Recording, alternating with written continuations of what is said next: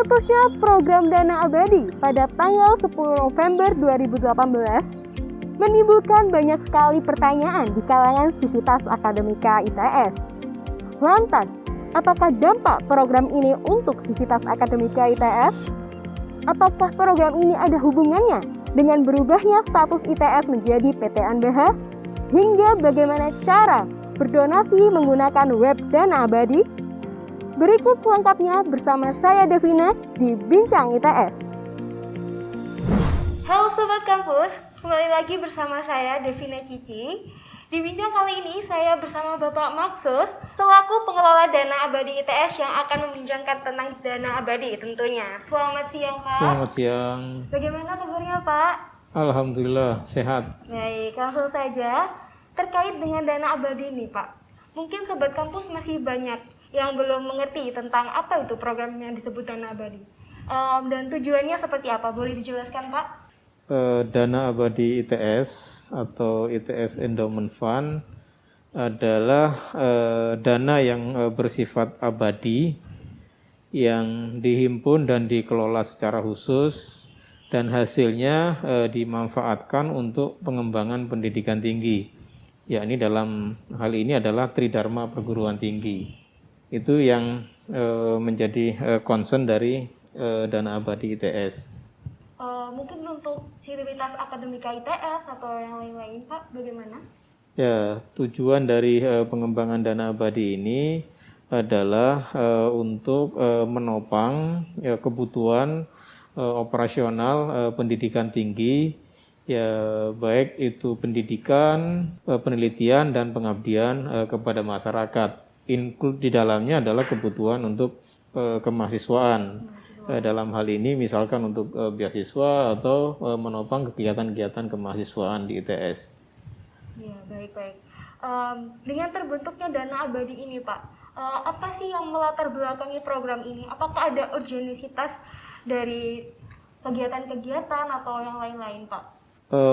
Dana Abadi ini sesungguhnya merupakan satu konsep pembiayaan sebuah pendidikan yang sudah cukup lama, namun demikian menjadi lebih populer di dunia perguruan tinggi di Indonesia setelah memasuki era PTNBH, di mana di era PTNBH ini setiap kampus dituntut untuk merdeka secara finansial.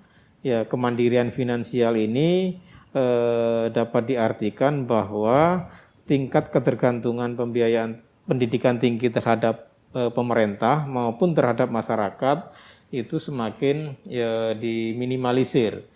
Ya, karena itu salah satu instrumen yang digunakan adalah bagaimana hasil dari Dana Abadi ini bisa menopang kebutuhan biaya operasional di setiap perguruan tinggi khususnya yang berstatus sebagai PTNBH.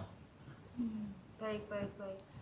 Mungkin ada target Pak untuk kedepannya inginnya Dana Abadi ini sampai berapa miliar atau berapa triliun begitu Pak? Pengembangan Dana Abadi ITS memang relatif baru dimulai di 2018, mungkin tepatnya di launching ketika Dies Natalis ITS 10 November di tahun 2018. Nah, karena hal baru tentu mimpinya tentu cukup besar. Idealnya pembiayaan pendidikan tinggi ini bisa ditopang sepertiganya dari kebutuhan operasionalnya dari hasil Dana Abadi. Nah, karena di ITS kebutuhannya saat ini diperkirakan mungkin sekitar 1,5 triliun, maka harapan idealnya saat ini hasil pengelolaan Dana Abadi ITS itu bisa mencapai 500 miliar. Tentu besaran yang cukup tinggi. Ya, sementara kita baru mengumpulkan Dana Abadi dengan total nominal hari ini masih 6,3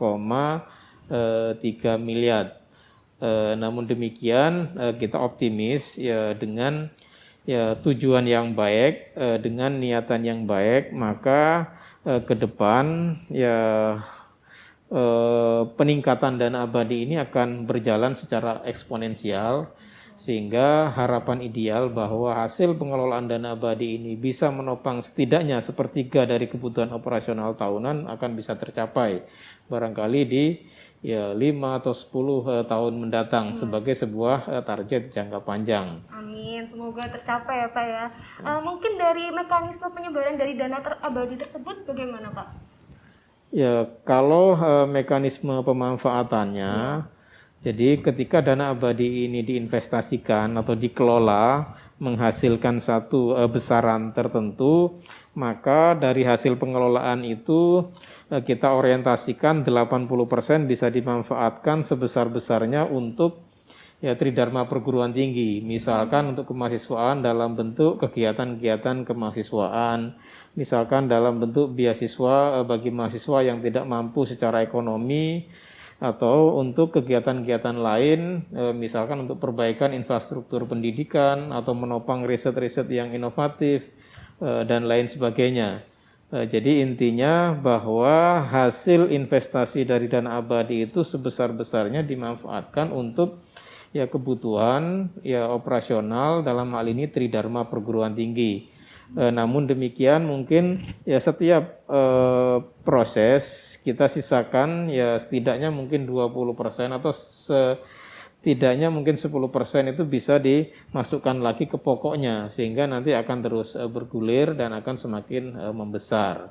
Jadi prinsipnya di dana abadi itu sama dengan prinsip wakaf. Jadi dasar-dasarnya adalah prinsip wakaf, pokoknya tetap, hasilnya yang dimanfaatkan, atau pokoknya tetap sedekahkan hasilnya.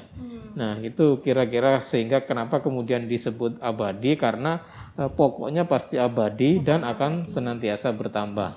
Iya. Kira-kira Program seperti yang ini. mulia ya Pak ya, berarti ya Pak ini. Untuk siapa saja yang bisa berdonasi itu siapa saja ya Pak ya?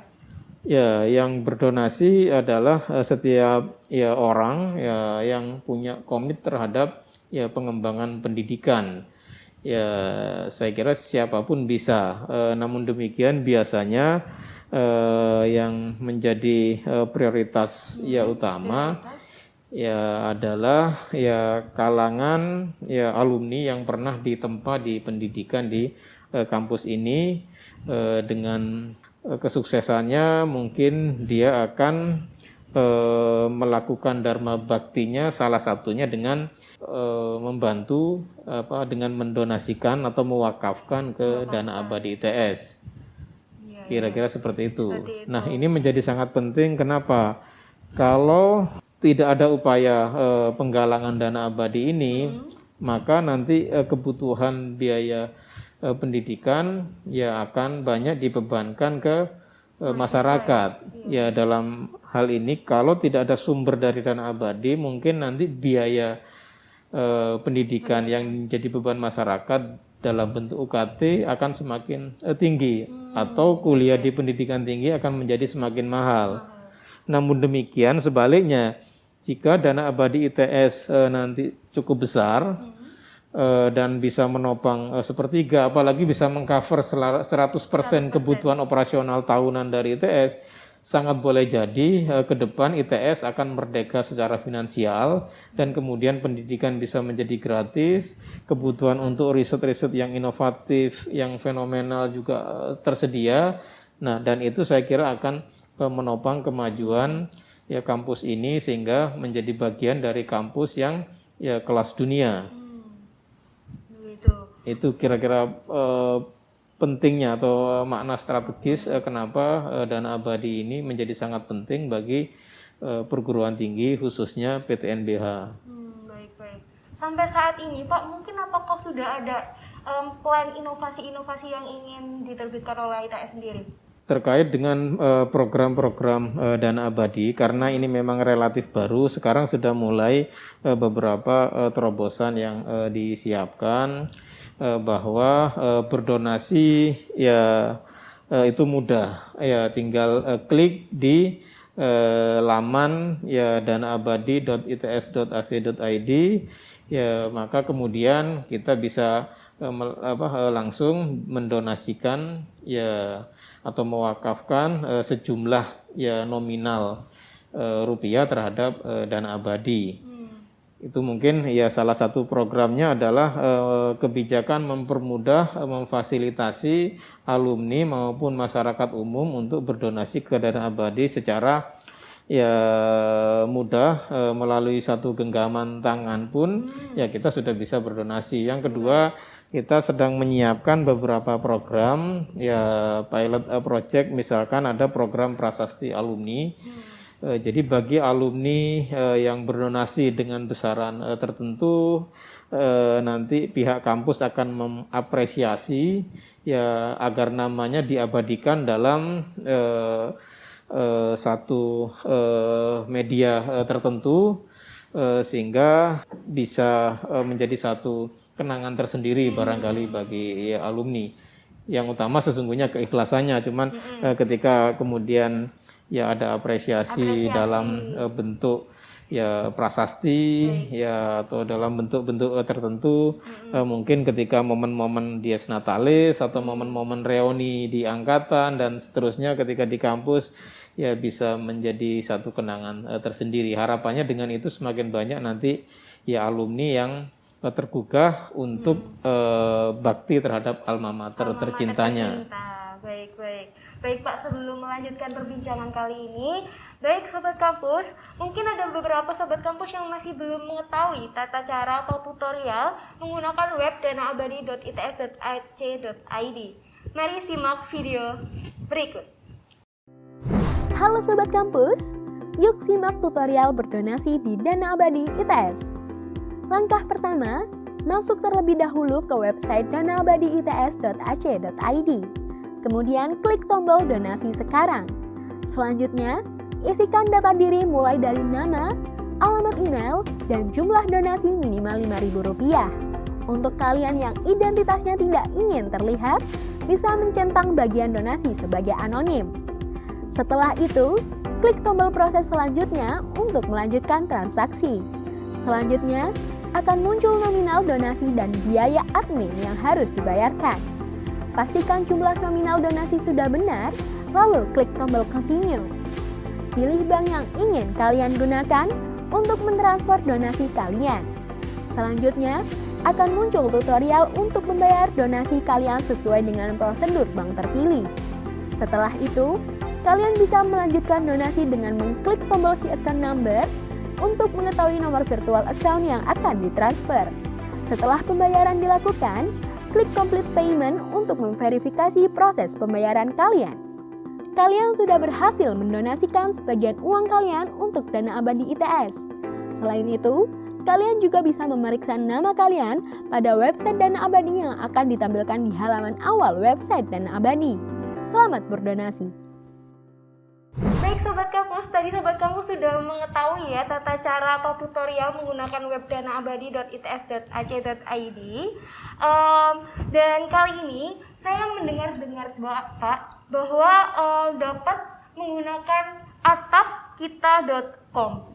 Apakah benar Pak seperti itu? Ya, dalam pengembangan program-program Dana Abadi untuk menjangkau masyarakat yang lebih luas, kita bergandengan tangan dengan aplikasi atapkita.com yang sudah bergerak di bidang crowdfunding. Ya, jika masyarakat ingin berdonasi lewat atapkita.com, pada akhirnya nanti juga akan masuk ke rekening khusus Dana Abadi ITS, yakni rekening rektor khusus untuk Dana Abadi ITS. Jadi memang kita ingin mengenalkan program Dana Abadi ini ke masyarakat luas, bukan hanya alumni tetapi masyarakat umum, termasuk juga kalangan milenial. Jadi kalangan milenial hari ini kan mungkin 5, 10 atau 20 tahun mendatang menjadi penentu arah masa depan bangsa ini. Sehingga mungkin ya kita perlu melatih sejak dini untuk berdonasi atau berwakaf ke Dana Abadi di alma maternya, meskipun nominalnya tidak banyak. Ya, jadi kalau nominalnya sedikit tetapi jumlah milenial yang berdonasi itu banyak, saya kira akumulasinya akan banyak. Misalkan sekarang total mahasiswa aktif di ITS itu kan ya 20.000 lebih. Iya. Ya, kalau itu berdonasi ya meskipun nominalnya 1.000, 2.000 atau bahkan 10.000, maka tentu kalau diakumulasikan akan menjadi banyak dan dampaknya juga akan kembali ke mahasiswa maupun ke kampusnya. Nah, karena itu nanti kita ingin ya proses sosialisasi dan edukasi bukan hanya ke alumni tetapi juga di kalangan internal sivitas akademika, khususnya di kalangan mahasiswa, termasuk ke mahasiswa baru. Di program-program ya pengenalan bagi mahasiswa baru IPITS, kita mengusulkan ada materi terkait dengan ya sosialisasi dini terkait pentingnya dana abadi bagi perguruan tinggi dan kemanfaatannya. Benar sekali Pak. Baik, terima kasih Bapak Maksus atas waktunya yang telah disempatkan. Kita berharap dengan adanya program dana abadi ini, maka dana tersebut dapat tersebar secara rata dan mencapai target tentunya ya Pak ya. Baik Sobat Kampus, itu tadi merupakan perbincangan saya bersama Bapak Maksus selaku pengelola dana abadi di ITS. Oleh karena itu, saya Devina pamit undur diri. Saya Devina beserta kru ITS TV yang bertugas melaporkan. Terima kasih dan sampai jumpa di bincang selanjutnya. Terima kasih Bapak. Terima kasih, sama-sama.